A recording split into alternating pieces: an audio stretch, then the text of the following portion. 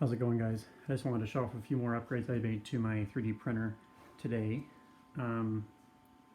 So today I got this, it's a glass borosilicate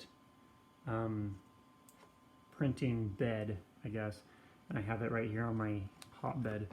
And it was working pretty well, but it was fastened to this little thing, which came with the kit. It's a 3mm thick, I can't even get it to focus on it, piece of like balsa wood or something, which is what the entire frame was made out of.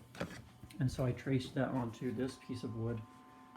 It's 11 or 12 millimeters thick, so it's about 3 times as thick as what it already was on, but I'm going to use this to fasten that onto it. Nice, got a bunch of alerts going off. Anyway, that's pretty much what it is right now. I'm working on it still, but it was working pretty nicely, so I'll put up a video pretty soon for anyone who's interested about just the quality of the prints.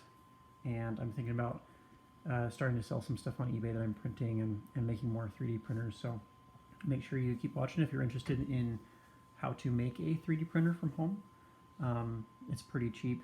I can make it for about 30-ish bucks. In fact, I think I made a video about that recently. So anyway, thanks for watching the video, guys, and we'll see you in the next one.